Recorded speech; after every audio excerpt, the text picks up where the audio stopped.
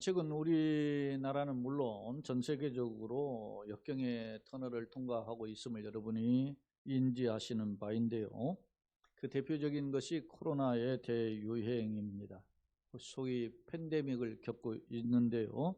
통계에 의하면 지난 2년 9개월 동안에 지구상에 5억 9천만 명의 감염자가 발생했고 이 중 640만 명의 사망자가 생겼으며 우리나라의 경우에는 2천만 명이 넘죠. 감염자가. 그리고 2만 5천 명의 사망자가 발생한 상황입니다. 이러한 문제뿐만 아니라 이상기온으로 지구촌 곳곳에서 홍수나 가뭄, 기근, 또는 폭염 이런 어려움을 겪고 있고 경제적으로도 우크라이나 전쟁의 여파로 인해서 석유값과 또 밀가루값이 폭등하고 동시에 거기에 관련된 원자재들이 급등하는 그런 현상으로 세계 75개 국가가 물가 폭등을 잡기 위해서 금리를 인상하는 수밖에 없는 그런 경제적 어려움을 겪은 것이 사실이고 지금도 겪고 있는 상황입니다. 참고로 지난 2015년 자료를 보니까요. 7년이 아니죠. 메르스가 당시 강타를 했는데 그때 우리나라의 경우 138명이 감염되고 4,000명이 격리됐고 이 중에 14명의 사망자가 발생했는데 당시 여러 달 동안에 국민들이 크게 걱정한 바가 있었습니다. 참고로 그때와 비교를 해보면 코로나의 감염자는 1,450배 그리고 사망자는 1,790배가 많더라고요. 그러니까 지금은 상상할 수 없는 일이 벌어진 거예요. 그때 메르스 사태에 비하면. 근데 막 사람들이 난리가 났죠. 그런데 과거보다 이 심각한 위기의 상황, 제가 1,450배, 1,790배 이렇게 엄청난 상황이 있는데 분명 위기임에도 불구하고 이렇게 어떻게든지요, 위태위태하면서도 잘 넘어가요. 소위 말하면 이 희한한 세상 비유로 표현하면 좀 적절하지 않은데 구렁이 담 넘어가도 넘어갑니다. 지금 그러다 보니까 사람들이 긴장도가 현격하게 떨어진 것도 사실입니다. 제가 한번 감염에 걸려보니까 걸리기 전엔 긴장하고 힘들다가 걸리고 나니까 에라 모르겠다 이게 딱 되는 거예요. 사람 마음이 이상해요. 그리고 이제 또 여러 달 되니까 다시 또 긴장하고 그러는 거죠. 사람이 그래요. 자, 이런 상황에서 우리는 과연 어떻게 현실을 바라보아야 될까? 네로의 스승이었던 그 로마의 철학자 세네카가 있어요. 그런데 이 사람은 당시 웅장한 건물, 화려한 문명, 물질 문명의 세계를 정복하는 로마의 그 통해서 막 그 화려하게 펼쳐지죠. 그리고 계속된 전쟁의 승리에 자신감이 꽉 차 있는 로마의 시민들을 향해서 이 세네카가 로마는 장차 멸망할 것을, 제국에 멸망할 것을 예고했어요. 세네카가 그렇다면 무슨 까닭으로 로마 제국의 멸망을 보았을까요? 그것은 눈에 보이는 성장만에 갇혀서 진정한 로마 사회의 썩고 골마진 상태를 보지 못하는 현실을 보고 안타까워하면서 그거 지적했던 표현입니다. 사랑하는 여러분, 오늘 시대를 바라보는 사람도 자기 나름대로 분석의 역사적인 철학을 가지고 그리고 아니면 세상 사는 철학을 가지고 시대를 분석해요. 하물며 하나님을 믿는 우리의 성도들은 이 세상을 살아가면서 어떤 영적 안목을 가지고 이 세상을 바라보고 평가해야 될까? 오늘 우리 성도 역시 영적인 안목을 가지고 영적인 회복이 없이 세상 잘 나가고 화려한 것만이 축복인 것처럼 착각하는 이 시대에 그러다가 결국 큰 실패를 맛볼 수 있다는 점을 깨닫고 진정한 부흥, 소위 리바이벌이라고 하는 것은 소위 말하면 무엇이냐? 다시 사는 거잖아요. 그 문자 그대로. 다시 사는 것, 생명이 회복되는 것이 진정한 부흥이고 회복이고 승리라는 것을 기억하고 오늘 우리가 어떻게 하는 것이 생명 회복의 비결인지 오늘 말씀의 거울을 통해서 살펴보고자 합니다.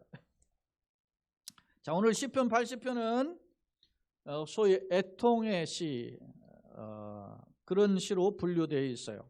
뭐 이렇게 인도자를 따라 소사님 애도에 맞춘 노래다 이렇게 표현하고 있는데, 내용을 들여다보면 눈물을 통해서 슬픔을 토로한 하나님 앞에 간구의 기도임을 알 수 있어요. 특별히 시편 80편 1절 2절을 보면 이런 표현이 있습니다. 요셉을 양떼같이 인도하시는 이스라엘의 목자여, 귀를 기울이소서. 그룹 사이에 좌장하시던 이여, 빛을 비추소서. 에브라임과 베냐민과 므낫세 앞에서 주의 능력을 나타내서 우리를 구원하러 오소서. 이렇게 기도하고 있음을 알 수 있어요. 내용을 요약해보면 우리에게 빛을 비춰달라, 우리를 구원해달라라고 하는 표현으로 하나님의 은혜가 비춰지고 그 빛을 비춤을 통해서 우리가 회복되기를 원합니다 라고 하는 간절한 소망이 담겨져 있음을 알 수 있어요. 그런데 그 대상이 누굽니까? 1절에 보면 요셉을 양떼같이 여기는, 그랬죠. 요셉이 나오고, 2절에는 에브라임과 베냐민과 므낫세. 자, 에브라임과 므낫세는 요셉의 두 아들이죠. 베냐민은 보면 요셉의 동생이죠. 그러니까 소위 말하면 라헬이 낳은 사람들이에요. 자, 역사적으로 보면 에브라임은 남북왕조로 나눠졌을 때 북왕국 10지파를 대표하는 지파예요. 그래서 북왕국의 초대 왕인 여로보암 1세가 에브라임 지파 출신임을 알 수 있고, 이 에브라임은 소위 유다 지파로 일종의 라이벌 역할을 했음을 알 수 있어요. 베냐민 역시 초대 왕을 배출하는 사울 왕의 지파잖아요. 그 일부가 유다 지파와 섞여서 살았지만, 그러나 전통적으로 이 호전성을 가지고 있는 지파가 이 베냐민 지파임을 알 수 있어요. 자, 정리해 보면 요셉을 지파라고 표현하고 있고, 에브라임과 므낫세를 이 표현하는 것은 뭐냐면 북왕국을 가리키는 거예요. 북왕국. 이스라엘의 남왕국과 북왕국 솔로몬 왕의 사후에 그의 아들 르호보암 때 남왕국과 북왕국이 갈라졌는데, 그 북왕국을 가리키고 있단 말입니다. 주목할 점은 이 북왕국이 그러면 어땠느냐? 역사의 기원전 722년에 기원전 722년 아수르의 침공, 아시리아주 당대 세계 최강의 나라인 아시리아 침공에 의해서 나라가 멸망했단 말이에요. 북왕국이. 그런 북왕국이 멸망한 그런 절망적인 상황에서 이 시편 기자는 오늘 하나님 앞에 상황을 토로하면서 하나님의 회복을 구했던 간구가 시편 80편임을 엿볼 수 있어요. 그렇다면 시편 80편 1절 우리가 19절의 말씀을 읽었는데요, 이 말씀은 과연 어떤 내용일까? 과연 절망적인 국가의 멸망이라는 상황에서 어떤 회복을 간구했을까? 저는 오늘 이것을 두 가지로 말씀을 정리해 보고자 합니다. 먼저 첫 번째, 이스라엘 회복에는 비결이 뭐냐? 그 회복의 비결을 저는 먼저 답을 제시합니다. 하나님의 얼굴빛을 비춰주실 때, 하나님의 얼굴빛이 민족에게 비치고 내 자신에게 비치고 가정에게 비칠 때 민족이 살고 가정이 살고 개인이 사는 줄로 믿습니다. 그 근거가 오늘 시편 80편에 3번에 걸쳐서 나와요. 자, 먼저 80편 3절에 보면 하나님이여 우리를 돌이키시고 주의 얼굴 빛을 비추사 우리가 구원을 얻게 하소서. 할렐루야. 하나님의 얼굴빛이 비추면 우리가 살게 된다는 것입니다. 이런 소망을 이 사람이 가지고 있어요. 사랑하는 여러분, 사람이 그냥 막 나가고 그냥 주님 없이 그냥 갈팡질팡 막 살다가도 고난을 당하면 하나님께 돌아와야 되는 것이 진정한 회복의 비결인 줄로 믿습니다. 이 사람은 답을 어디에서 찾고 있어요? 하나님께서 찾고 있는데, 하나님은 하나님의 얼굴빛을 비추면 우리가 구원을 얻는다. 자, 또 7절 보세요. 만군의 하나님이여 우리를 회복하여 주시고 라고 표현하면서 주의 얼굴의 광채를 비추사 우리가 구원을 얻게 하소서. 거듭 간구하죠.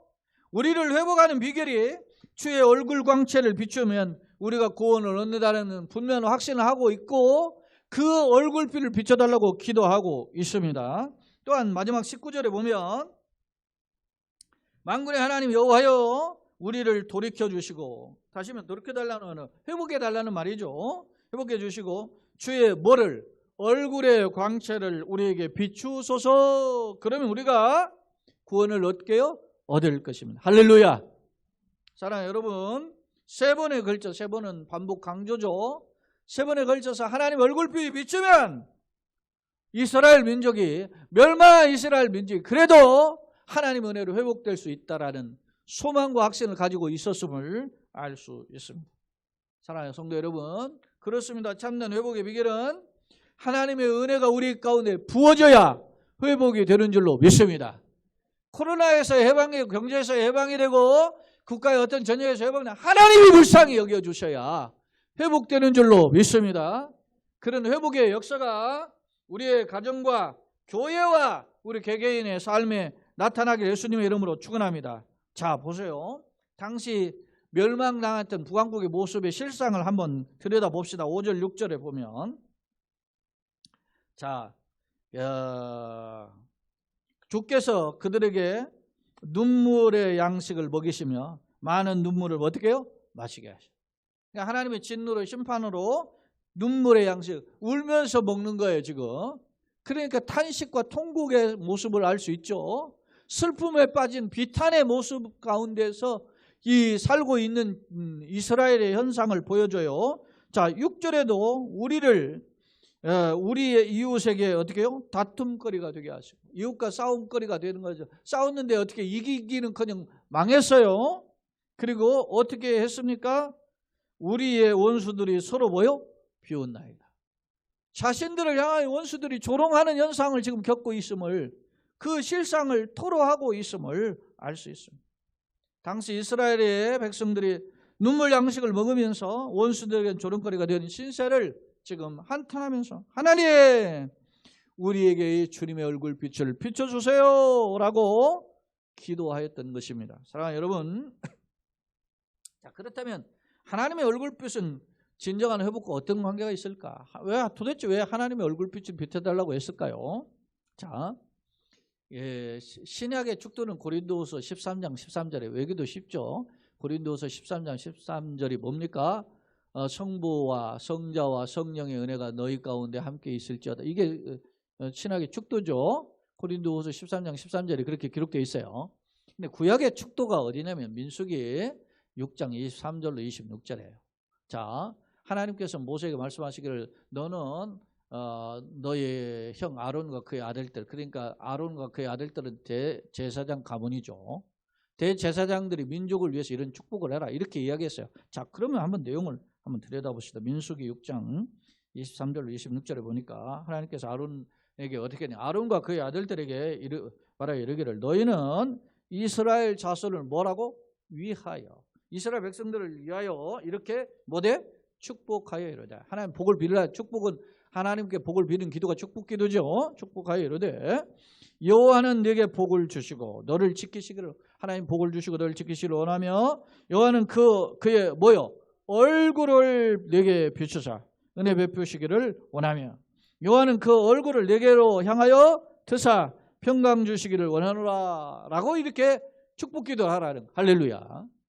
사랑하는 여러분, 구약의 축도는 하나님의 얼굴빛을 비춰주시기를 그 구약의 대제사장들이 백성들을 위해 축복 기도했단 말입니다. 다시 말해 하나님 얼굴빛이 비칠 때 이스라엘이 진정한 평강과 회복의 능력이 있는 줄로 믿습니다.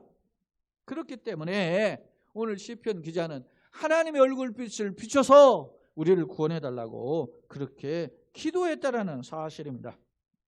자, 출애굽기 33장 11절 한번 살펴봅시다. 거기에 보면 모세의 이야기가 나오는데 모세가 어떻게 했는지 한번 봅시다. 자, 사람이 자기 친구와 이야기한 같이 여호와께서 모세와는 뭐요? 대면하여, 대면은 얼굴을 마주보면서가 대면이죠. 대면하여 말씀하시며 모세는 진내로 돌아오나 눈의 아들 젊은 소년 여호수아는 회막을 떠나지 않았다. 그렇죠? 하나님께서 모세와 어떻게 대화하셨어요? 얼굴을 마주보는 식으로 대화를 하셨다. 대면하였다. 자, 그런데요, 이게 그냥 간단한 게 아니에요. 자, 계속되는 33장 20절에 보면 하나님이 모세가 하나님과 얼굴을 보여달라고 그래요. 기도하니까 하나님 뭐라고 하냐면 또 이러시되 네가 내 얼굴을 뭐요? 보지 못하리니 나를 보고 살 자가 없음. 여러분 이게 무슨 말입니까? 하나님의 얼굴을 보고 살 자가 없다는 거예요. 하나님 거룩한 분이요 인간은 죄인입니다. 죄인 되는 인간이 하나님 보고 살 수 없는 거예요. 예? 근데 여러분 보세요. 하나님 얼굴빛을 비춰달라고 하는 게 무슨 말입니까? 하나님 만나기를 원한다는 것이죠. 이건 죽기를 각오한 표현과 같죠? 근데 이게 무슨 말? 이건 역설의 패러독스라 말입니다. 자, 그 사례를 한번 제가 살펴보겠습니다. 이사야 6장 9절입니다. 이사야 6장 9절은 이사야 6장은 소위 이사야의 소명장, 이사야가 선지자로 하나님 부름받는 장면이에요. 근데 거기에 이사야가 그때 내가 말하되 이사야가 하는 말이에요. 화로다 나여 망하게 되었다. 왜 내가 망하게 됐을까? 화로다 큰일 났다. 나는 이제 죽었구나. 이런 뜻이에요. 그러면서 왜 그렇게 말을 하는가? 나는 입술이 뭐요? 부정한 사람이야. 나는 이 입술이 부정한 백성 중에 거주하면서 만군의 여호와이신 왕을 뭐요? 배웠습니다. 하나님을 만나뵀다. 자, 이 말은 무슨 말이냐면 1절로 8절의 내용을 보면 이사야가 환상 중에 천상의 그 서랍들이 찬송하고 그 하나님 믿는 하나님의 영광의 보좌를 보게 된 거예요. 에? 찬송하면서 하나님의 성을 통촉하는 그 영광을 환상력이 보니까 환상력이 그 하나님의 영광을 보고 땅을 치면서 통곡하는 겁니다. 하루도 나여 망하게 됐다. 내가 부정한 중에 있는 중에서 하나님의 영광을 보면서 이제 나 죽었구나 이렇게 탄식하는 거예요. 그때 하나님의 천사를 통해서 서랍 중에 하나를 통해 가지고 제단 숯불에 있는 불을 불젓가락으로 집어가지고 그 이사야야 입술에 대죠. 혓바닥에 대. 그러면서 선언합니다. 너희 죄가 사하여 졌느니라. 할렐루야. 하나님을 보면 죽어요. 근데 하나님이 그 죄를 사하여 주시면 살게 해주세요. 그리고 하나님이 그와 대화를 합니다. 뭐라고 대화합니까? 이 백성이 썩어져 가지고 지금 냄새나 가지고 이 백성에게 하나님의 뜻을 전할 사람이 필요한데 우리가 누구를 보내며 누가 우리의 뜻을 받들어 가지고 이 소식을 세상에 전할까? 지금 하나님께서 말씀하십니다. 그때 이사야가 뭐라고 합니다. 주여 내가 여기 있나이다. 나를 보내소서. 그렇게 대답한 거예요. 그래서 찬송가 익은 곡식 거둘 자가 없는 이때에 누가 가서 일할까? 그죠? 보내주소서 보내주소서 제단 숯불 내 입술에 대니 내가 어찌 주저할까? 주여 나를 보내주소서. 하나님 은혜가 부어지니까 사람이 바뀌어요. 사랑하는 성도 여러분, 하나님 보면 죽습니다. 그러나 하나님을 보아야 살게 되는 줄로 믿습니다. 왜요? 우리가 회복의 비결이 뭐요? 하나님과의 대면을 통해서 시작된다는 사실 믿습니까? 세상 사람들은 잘 나가고 하면 승승장구하면 어떻게 해요? 하나님을 피하여 떠나갑니다. 그러나 진짜 하나님의 회복의 은혜를 덧입는 사람은 하나님의 얼굴을 구함으로 다시 살아나는 줄로 믿습니다. 여러분의 신앙이 다시 회복이 되고 뭐 몇십 년 신앙생활 이거 다 자랑하는 거 쓸데없는 거예요. 사실은 오늘 이 시간을 위해서 내가 몇십 년이 필요한 겁니다. 믿습니까? 몇십 년을 잘 살아왔는데 하나님과 떨어졌다. 그럼 무슨 소용입니까? 몇십 년의 신앙의 그 다름질은 오늘 이 시간 내가 더 하나님을 향하여서 하나님께 붙들려서 하나님의 능력 가운데 살고자 필요한 그런 밑거름 씨앗이 되어야 되는 것이죠. 그러려면 하나님의 얼굴을 구해야 되는 것임을 오늘 성경 말씀하고 있습니다. 말하기는 우리 모두에게 오늘 시편 기자가 절망 중에도 하나님의 얼굴길이 비춰서 이스라엘 민족이 회복되기를 원한 것처럼 오늘 우리가 이 어려운 역경의 상황에 하나님의 얼굴빛이 우리 자신과 우리 가정과 교회에 비춰져서 우리가 회복이 되는 치료가 되는 길이 열리는 역사가 있기를 예수님의 이름으로 축원합니다. 아멘. 자, 두 번째로 그러면 하나님 회복되는 비결이 뭐냐? 마지막입니다. 그 내용을 보면 따라서 하나님과의 관계의 회복이다. 하나님과 관계가 회복이 되는 거예요. 그러면 하나님과 관계가 어떤 관계인가? 그 관계를 오늘 성경을 오늘 이 80편 1절 19절 읽어봤는데 그 내용에 보면 두 가지로 소개하고 있어요. 그 첫 번째가 한번 보세요. 1절을 보시면 우리가 앞서 읽었는데 다시 읽습니다. 요셉을 어떻게 양떼같이 인도하시는 이스라엘의 뭐요? 목자여라고 얘기했어요. 사랑하는 여러분, 하나님과 이스라엘 관계는 뭐요? 목자와 양의 관계임을 알 수 있어요. 자, 이 말은 내가 회복이 되려면 내가 하나님을 어떻게 여겨야 되느냐? 하나님 목자시고 나는 양이다. 할렐루야. 믿습니까? 여러분, 그 유명한 시편 150편 중에 최고의 백미록 일컫는 시가 시편 23편입니다. 여호와는 나의 목자시니 내가 부족함이 없으리로다. 믿습니까? 다윗이 왕이에요. 왕인 다윗이 어떻게 자기에게 부족함이 없는 비결이 뭐예요? 여호와는 목자시고 나는 양일 때에 자기가 자기에게 부족함이 없다라고 고백하고 있다라는 사실입니다. 여러분요, 우리가 시편 23편 다 살펴볼 수 없지만 그 목자가 어떻게 합니까? 자기를 푸른 풀밭 푸른 초장에 누이시고 실만한 물가를 안에 인도하시죠. 자기 영혼을 소생시키고 자기를 어떻게 해요? 원수의 목전에서 상을 베푸시죠. 심지어 사망의 음침한 골짜기를 가릴지라도 다를 건져내시죠. 왜? 누가 그렇게 한다는 거예요? 양을 그렇게 지키시고 인도하시는 것처럼 목자이신 하나님께서 자기를 인도하셨다. 다윗은 고백하고 있다. 사랑하는 성도 여러분, 하나님과 나와의 관계가 목자의 관계임을 깨닫고 주의 손에 붙들리게 예수님의 이름으로 축원합니다. 아멘. 자, 신약 성경에서도 보면 예수님은 요한복음에 보면 소위 말하면 소위 7가지 선언을 해요. 에고 에임이라고 하는 건 나는 뭐뭐시다 라고 하는 거예요. 이 표현은 구약에서 하나님께서 모세에게 나는 여호와라, 나는 스스로 있는 자라 말씀하신 선언과 같은 흡사한 표현이에요. 그래서 이것을 예수님의 자기 선언이고 예수님이 하나님이 되심의 표현이라고 하는 선언이 있어요. 근데 이 표현이 요한복음에 7번 나오는데 그 선언 중에 하나가 예수님의 선언이 요한복음 10장에 보면 나는 뭐요? 양의 문이다. 나는 선한 목자라 이렇게 표현하고 있어요. 나는 선한 목자다. 요한복음 10장 14절에 나는 선한 목자라. 이 11절에도 선한 목자라고 표현했어요. 나는 내가 양을 알고 양도 나를 아는 것다. 안다 그랬어요. 사랑하는 여러분, 목자와 양의 관계는 뭐예요? 목자가 양을 알고 양도 목자의 음성을 듣고 따라가는 것인 줄로 믿습니다. 그렇습니다.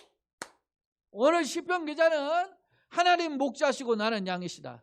하나님 목자고 나는 양이기 때문에 내가 사는 비결은 하나님의 손에 붙들려야 산다라는 것을 고백하고 있다라는 사실입니다. 여러분 보세요. 이스라엘의 역사 속에 보면 하나님과의 이스라엘 백성의 관계를 목자와 양의 비유로 하는 부분들이 많아요. 그런데 이 목자가 어떤 역할을 합니까? 앞서도 소개한 대로 푸른 풀과 쉴 만한 물가를. 여러분, 양이 물 찾아갑니까? 아무것도 몰라요. 그런데 목자가 그 어느 지역에 물이 있다는 것을 알고 초원으로 이끌어가지 않습니까? 거기서 다 뜯고 풀이 없으면 또 다른 곳으로 이끌어가지 않습니까?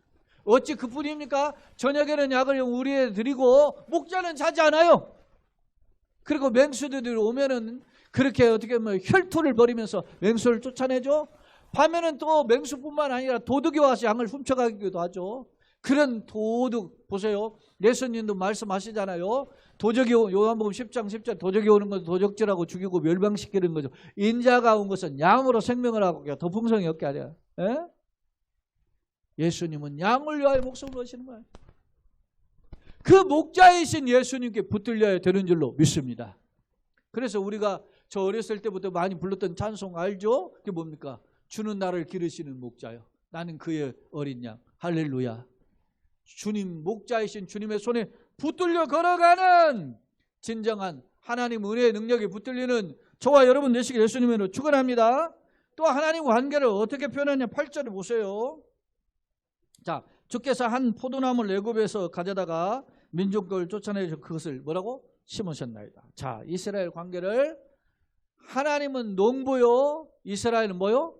포도나무로 비유했어요. 농부와 포도나무로 비유하고 있다라는 사실입니다. 특별히 여기 보시면 8절로 11절에 9절 11절 한번 얘기해 보겠어요. 주께서 그 앞서 가꾸셨으므로 그 뿌리가 깊이 어떻게 해요? 박혔어. 자, 포도나무를 심었는데 그 뿌리가 깊이 박힌 땅이 어떻게 해요? 가득 열매가 주렁주렁 맺히죠. 그리고 그 그늘이 어떻게 해요? 산들을 가리고. 야, 얼마나 나무가 풍성하면 포도의 열매가 무성하니까 산들을 가려요. 산들을 가리고 그 가지는 하나님의 뭐요? 백향목. 여러분 백향목이 어떤 겁니까? 이스라엘의 성전을 지을 때 사용된 나무가 백향목이에요. 백향목 아름드려 가지고 높이로 막 20m, 30m 높이 올라가는 나무예요. 예? 그런데 가지가 그럴 정도로, 다시 말하면 이 포도나무가 견고해서, 여러분이 잘 아시지만 일반 포도나무 가지 앙상하잖아요. 그런데 뭐 여러분 어디인가에 예전에 우리나라에서 나왔는데도 포도 한 그루가 막 쫙 뻗어가지고 하나 막 온 마당을 다 덮었는데, 그 밭을 다 덮었는데 그 포도 한 그루에 포도 송이가 1000송이가 넘게 열린다. 야, 연약한 것 같은데 어머. 근데 여러분 보세요. 여기 지금 오늘 이 시편 기자의 비유한 이 포도 가지가 어떻게 해요? 그 가지가 백향목 같다는 것은 어마어마한 본성한 거예요. 산을 덮었다는 게 너무 과장법이잖아요. 그럴 정도로 하나님 은혜로 풍성해졌다. 더 나가 보세요. 자, 11절 그 가지가 뭐요? 바다까지 뻗고 넝쿨이 강까지 미쳤어요. 상상할 수 없는 쪽으로 번성했다는 거예요.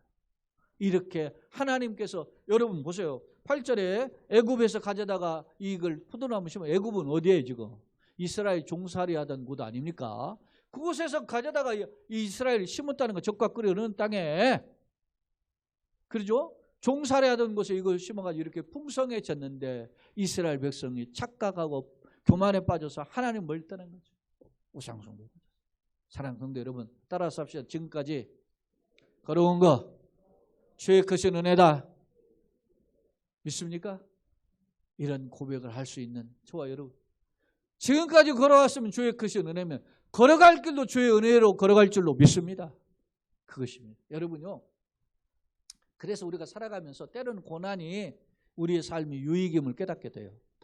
다윗도 고난이 내게 유익이라고 했고, 바울은 내 약한 것을 부득불 자랑한다 그러잖아요. 왜? 고난 당할 때 내가 하나님을 깨닫게, 말씀을 깨닫게 되었다. 사랑하는 여러분, 여러분이 사실 아파봐야, 또 고난 어려움이 겪어봐야 그걸 가지고 매달리게 돼요. 여러분, 하나님 앞에서 주의 손에 다시 한번 회복되는 그 은총을 덧입기 위해서 마치 농부가 포도나무를 날마다 관리하는 것처럼 그런 은혜가 있기를 예수님의 이름으로 축원합니다. 아멘. 제가 이 나무를 사고, 이게 레몬라인이라는 이 나무를 사고 연초에 사서, 이게 더우니까 우리 양쪽에다 창문에 어떻게 됐는데 방충망을 다 가지고 날마다 문 열어주고, 금요일 날부터는 지금 이틀 동안 계속 문을 열어놨고 물 주고 뭐 거기에서 막 전지 가위 가져다가 말이야 제가 이게 다듬고, 이야, 생전 제가 이렇게 이 식물에 이런 거 관심 별로 없는데 강단에 있는 거니까 그 보기에는 아름답고 멋있게 보이잖아요. 근데 이게 열대성 식물인데 겨울에 어떻게 버틸지 벌써부터 걱정인데, 어찌됐든 여러분요, 얘가 걱정하지 않고 내가 걱정한다니, 이게 무슨 말입니까? 제가 이 나무 이야기를 하고자 하는 게 아니라 하나님이, 여러분, 내가 걸어갈 수 없을 때 주님은 우리를 업고 걸어가십니다. 내가 힘들고 지쳐있을 때 우리 주님은 말할 수 없는 탄식으로 우리를 위하여 친히 간구하시며 우리를 도우시는 줄로 믿습니다. 그게 바로 농부라는 것입니다. 목자라는 것입니다. 오늘 시편 기자는 바로 이런 노래를 하고 있어요. 자, 보세요. 이스라엘 당시 상황이 어떤 상황인지 한번 봅시다. 13절. 숲속의 멧돼지들이 어떻게 해요? 상해하며 들짐승들이 먹나이다. 지금 포도나무를 심었는데 숲속의 멧돼지들이 상해하고 들짐승이 먹는 정도로 지금 심각한 상황이 벌어지고 있습니다.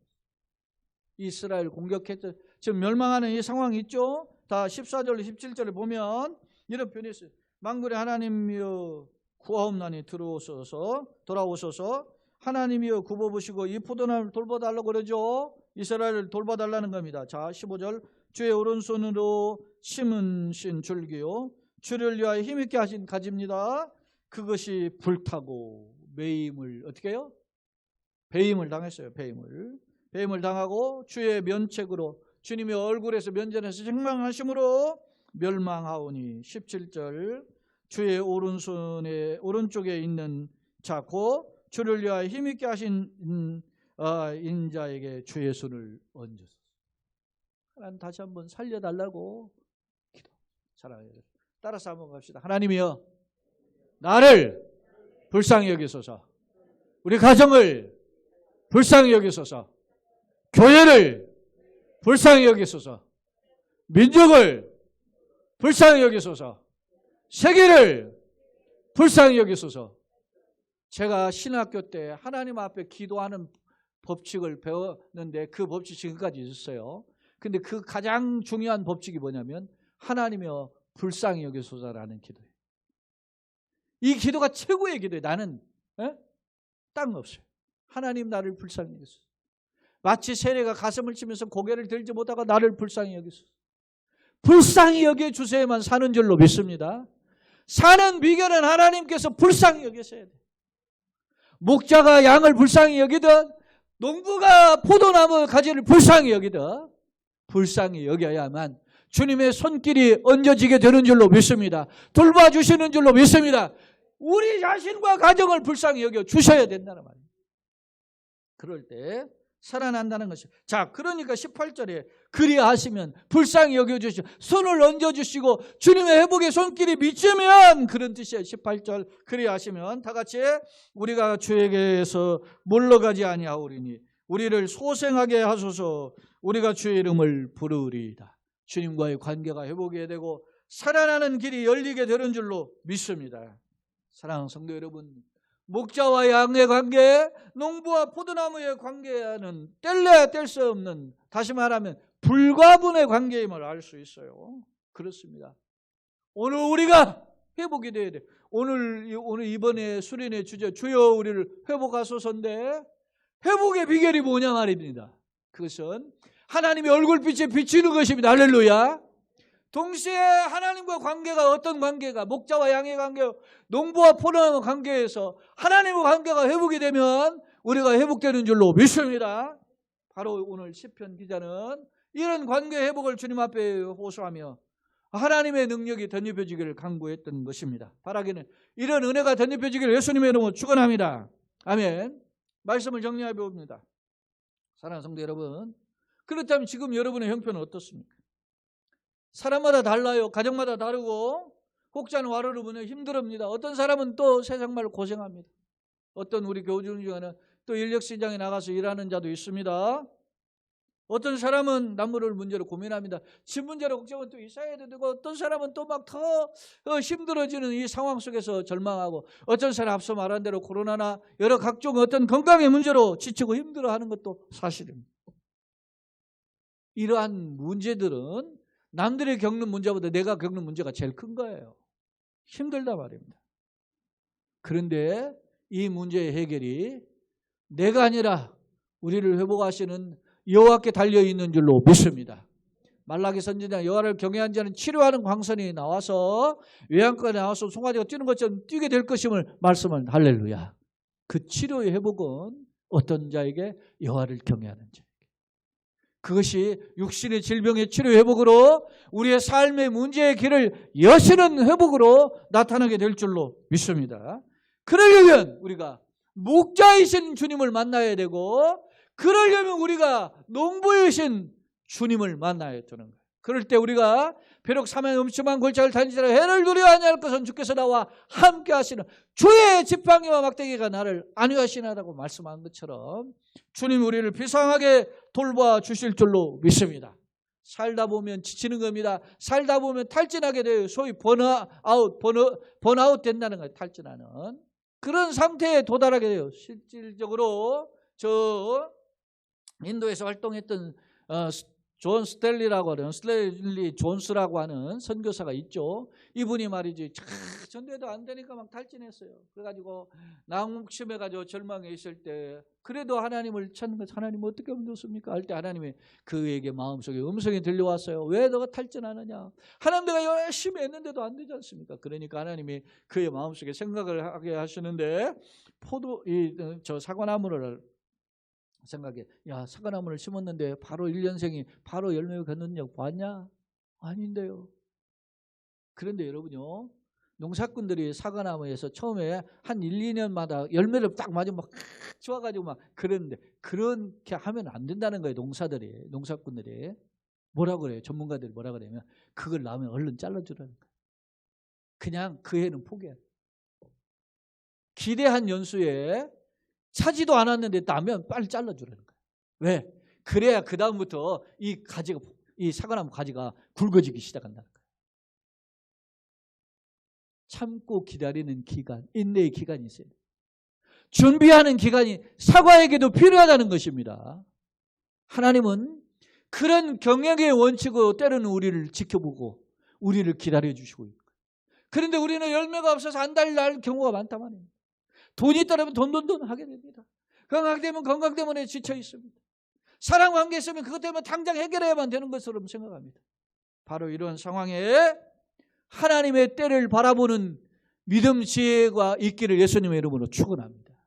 분별의 지혜고 바라보는 영안이 열릴 때 이걸 볼 수 있는 거예요.